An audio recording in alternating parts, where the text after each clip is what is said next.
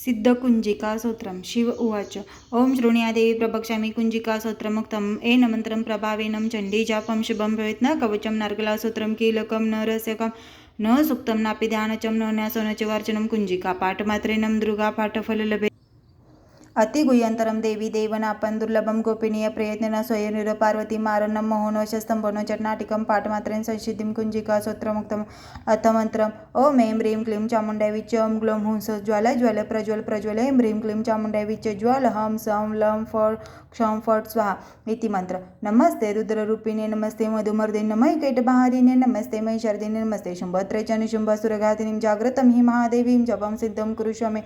ऐंकारी सृष्टिरूपाय ह्रींकारी प्रतिपालिका क्लींकारी कामरूपिणे बीजरूपे नमस्तुते चामुण्डा चण्डघाते चैकारे वरदायिनी विच्चैचाभयदाने ते नमस्ते मंत्ररूपिणी धान दीन दुंजर पत्नी वांग इंगुंग वागधीश्वरी क्रां क्रीं क्रूं कालिका देवी शांशुषुमे शुभं कुरु हुंग हुंगारूपिणे जम जम जम्बनादिनी ब्राह्म ह्रीं ह्रूं भैरवी भद्रे भवानी ते नमो नमः।